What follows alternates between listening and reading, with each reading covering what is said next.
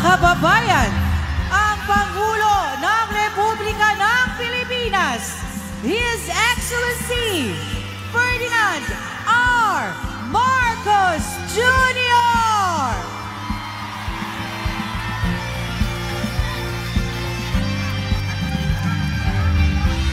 Ngayon po ay kasalukuyang iniikot ng ating Pangulo ang medical booths na nag-aalok ng libreng medical consultations para sa ating mga kababayan.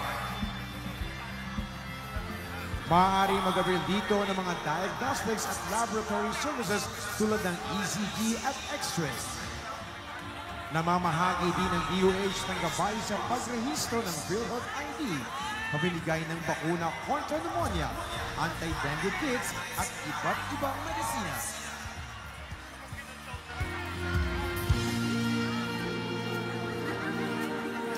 Panahon na ng pagbabago, dahil sa ito ay kinakailangan.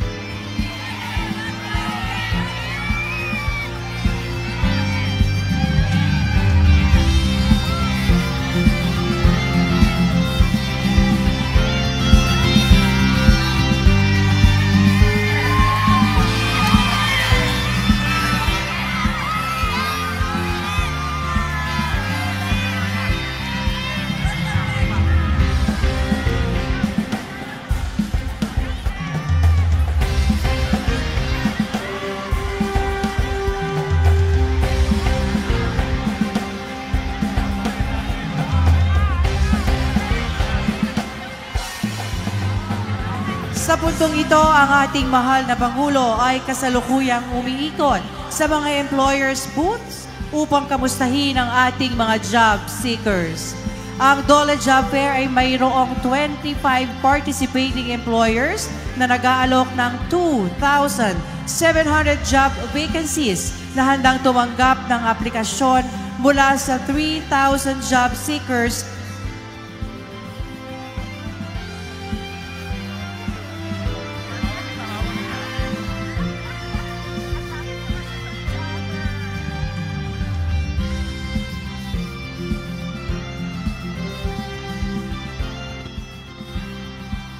Kasalukuyan ding isinasagawa ng DOLE ang pamamahagi ng tupad payout para sa 500 beneficiaries ng Cavite.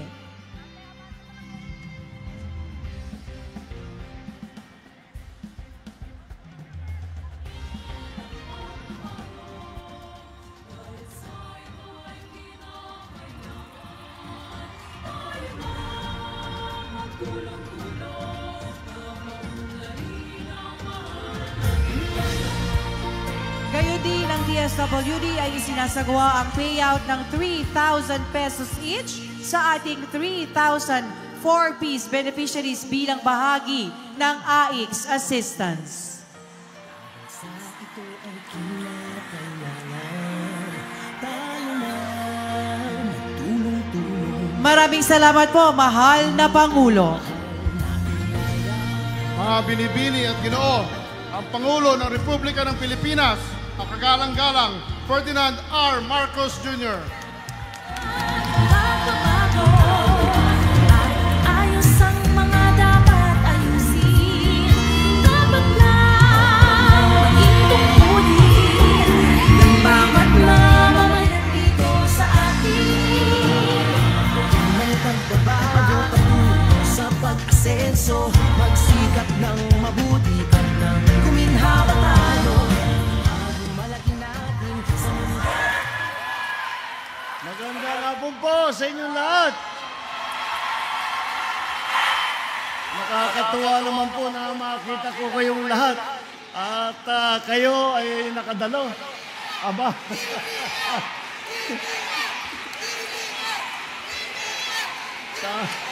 Mukhang campaign period na talaga rito sa Cavite.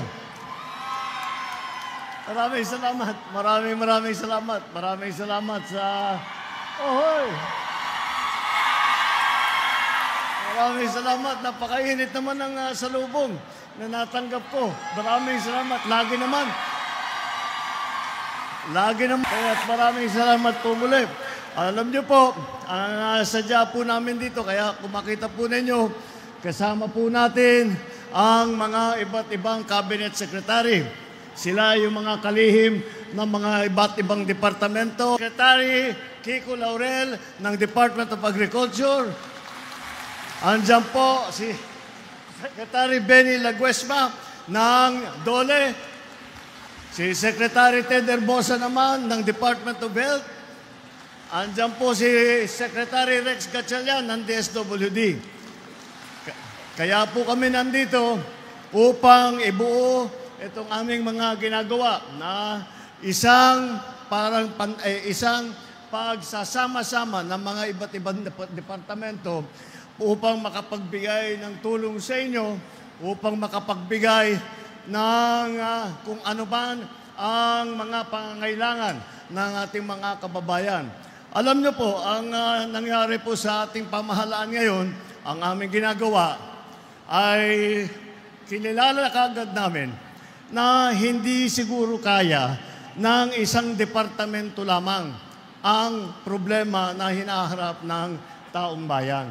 Kaya tawag po namin dyan ay all-of-government approach. Lahat po ng buong gobyerno ay pinagsasama-sama namin. Dahil kagaya ng aking nasabi, hindi naman po DA lang, agriculture lang, kaya nang ayusin ang problema. Hindi naman po DSWD lang, matatapos na ang pangangailangan ng ating mga kababayan. Hindi po kaya ng isang departamento lamang. Kaya ganito po ang aming ginagawa. Meron din po, galing lang po ako sa labas, meron yung kadiwa na pinagbibili ang mga gamit, lalo na ang bigas na napakamurang presyo.